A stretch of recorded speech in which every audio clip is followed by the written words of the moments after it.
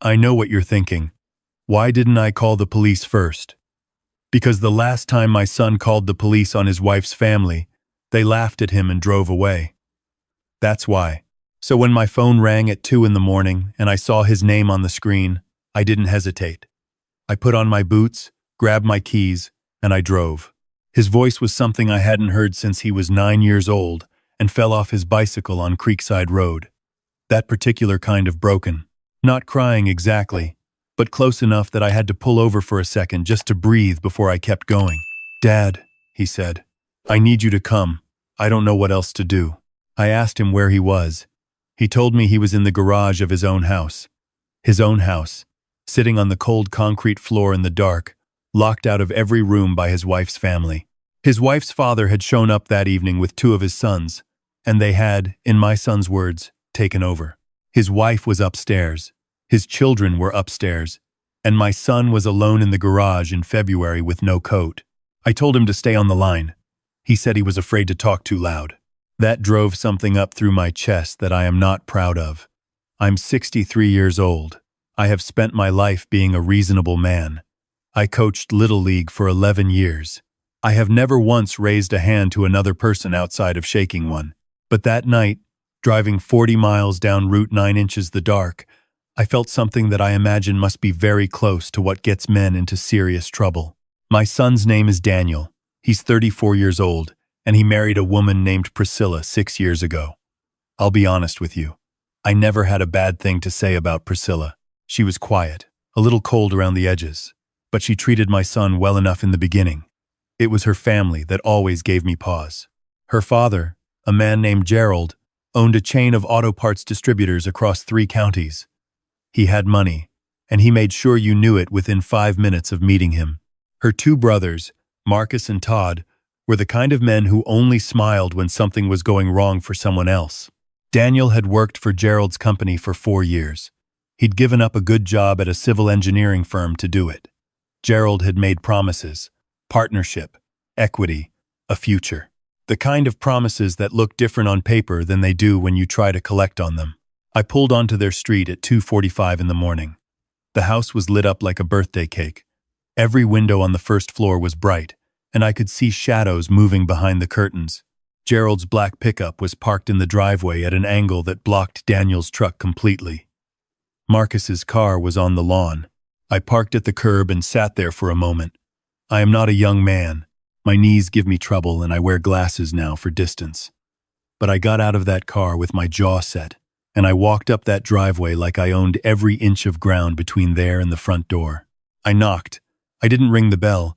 I knocked the way my father taught me, slow and deliberate, the kind of knock that says, "I am not going away." Marcus opened the door.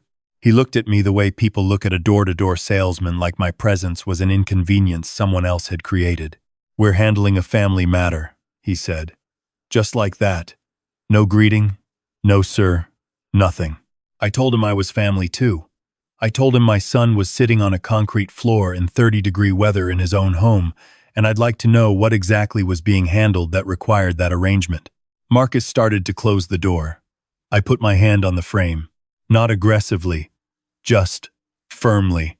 "I'd like to speak to Daniel," I said. Gerald appeared behind Marcus then. Gerald was a big man, about 6'2", with the particular kind of confidence that comes from never having been told no by anyone who mattered to him. He was wearing a vest over a dress shirt at 3 in the morning, which told me everything I needed to know about how long he'd been planning this night. "Robert," he said, using my name the way men use names when they want to remind you they know it. "This is between Daniel and Priscilla. You need to go home." I told Gerald that Daniel called me and asked me to come. I told Gerald that I wasn't going anywhere until I saw my son. What happened next is something I have replayed many times since. Gerald stepped forward, past Marcus, and he lowered his voice in a way that was clearly meant to intimidate. He told me that Daniel had been stealing from the company, that there were records, that if I made any kind of scene, they would make sure the police heard about it tonight, and my son would spend the night somewhere considerably less comfortable than a garage. I looked at him for a long time.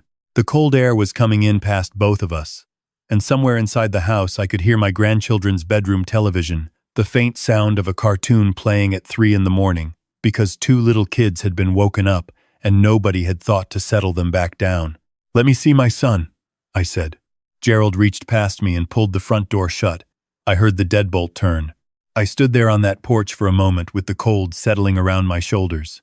Then I walked back to my car, and I sat down, and I thought about what Gerald had just done. He had looked a 63-year-old man in the face and locked his door. That told me he wasn't afraid of me, which meant he had already decided how this night was going to end. And he'd decided it without accounting for a single thing about who I actually was. That was his mistake. I called Daniel on his cell. He picked up after half a ring. I told him to stay calm, stay warm if he could find anything to wrap up in, and to not say anything to anyone until I got back to him. He asked me where I was going. I told him I was going to make a phone call. Now here is where I need to tell you something about myself that I don't generally lead with. I spent 31 years as a county surveyor and land records administrator for Hardin County. That doesn't sound like much until you understand what it means. Every piece of property in this county, every deed, every easement, every variance, every boundary dispute, every title transfer, going back to 1987, passed through my office. I know where every line is drawn. I know where the fences don't match the surveys. I know where the structures sit 2 feet over the property boundary. And I know, because it was my job to know, when someone files documents that don't match the records they're filed against. I had retired 14 months before that night, but I still had friends. Good ones. The kind who answer the phone at 3 in the morning. I called a woman named Beverly, who was currently the assistant director of the county assessor's office and who had worked under me for 9 years. I told her I needed a favor, and I needed it quietly. I gave her Gerald's full name and the name of his primary business, LLC. I told her to pull everything she could and call me back.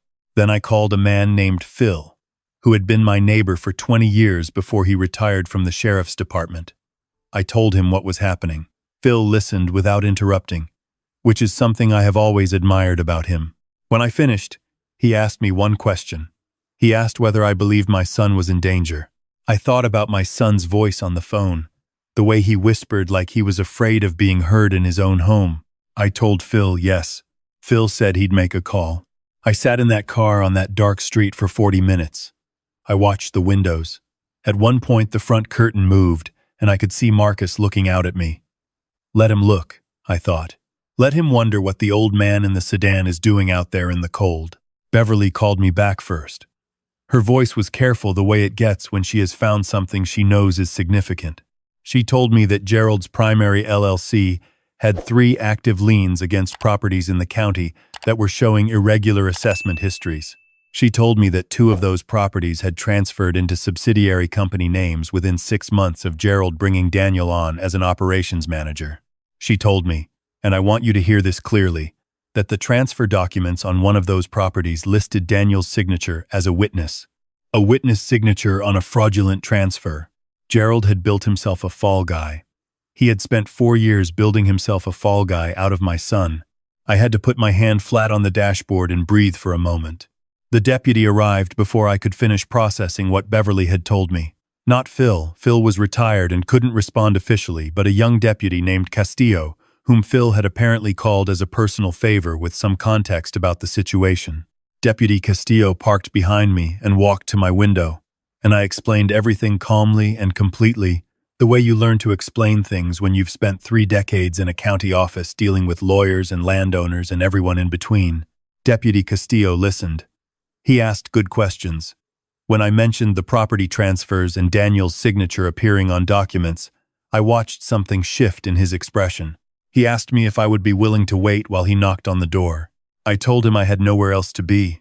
What followed is not something I witnessed directly because I was asked to stay by my car, but Deputy Castillo was inside that house for 22 minutes.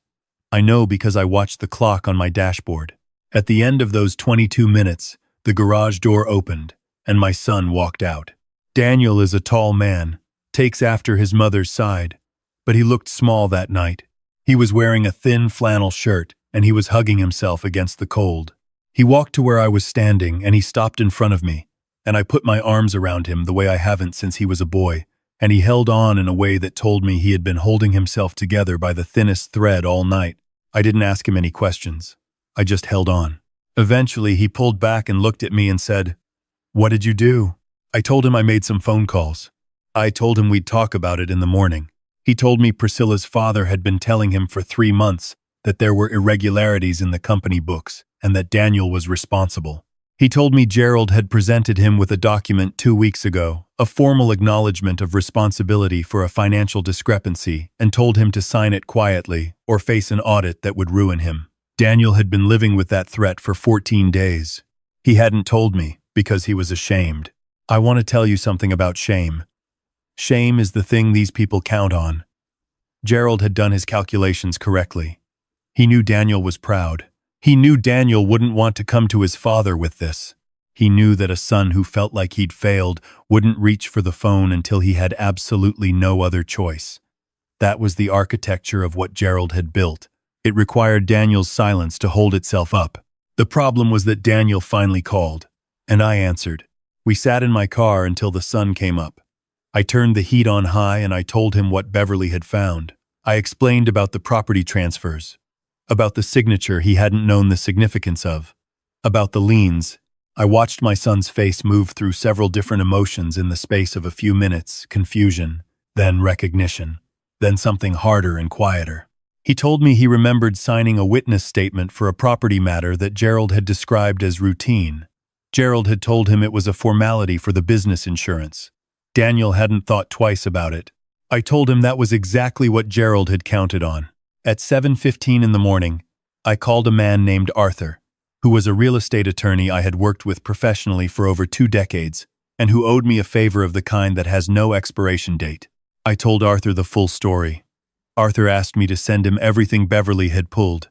I forwarded it all from my phone, while Daniel sat next to me eating the gas station sandwich. I had gone to get him at 6:30 because the boy hadn't eaten since lunch the day before. Arthur called back in 40 minutes. He told me that what Beverly had identified was consistent with a pattern he had seen before, using an employee's witnessed signature to create implied liability, then using that implied liability as leverage. He told me it was the kind of thing that, when brought to the right attention, tended to attract interest from people considerably more official than a county assessor's office. He used the words tax assessment fraud and falsified instrument. He said them quietly and clearly. I asked Arthur what my son needed to do. Arthur told me Daniel needed to do nothing at this point except not sign anything, not respond to anything in writing, and come see him at 10 o'clock Monday morning. 2 days later, Daniel and Arthur walked into that meeting. I drove them there and I sat in the parking lot. I am not a man who needs to be in the room for everything. I had done what I needed to do. What happened inside was my son's to walk through.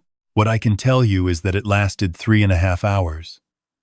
What I can tell you is that Gerald had brought his own attorney, a man from a firm in the city that Gerald clearly believed would be intimidating.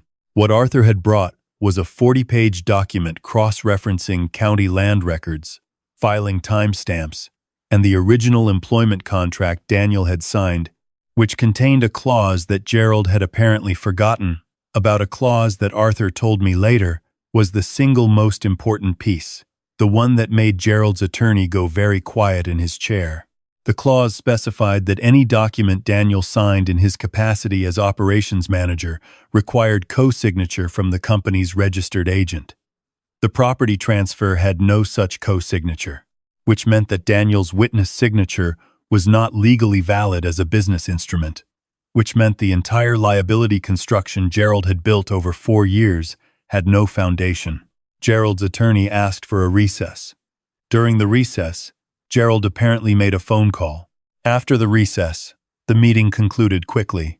I won't tell you that everything resolved cleanly after that, because nothing in real life resolves cleanly. There were weeks of difficult conversations. Daniel and Priscilla had things between them that went beyond her father's schemes, and working through that was their business, not mine. My grandchildren spent several weekends at my house during that period, which I will admit was not a hardship for me. I made pancakes every Saturday morning and we watched cartoons, and I let them stay up later than I should have. What I can tell you is that Gerald's company faced a formal inquiry from the county assessor's office 6 weeks after that night. 2 of the property transfers were flagged for review.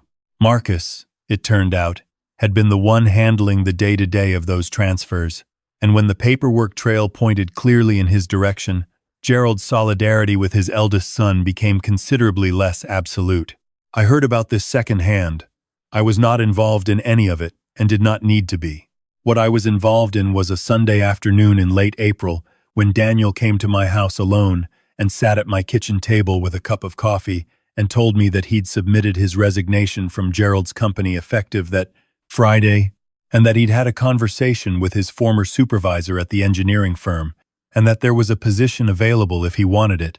He wanted it. He also told me that he and Priscilla were in counseling.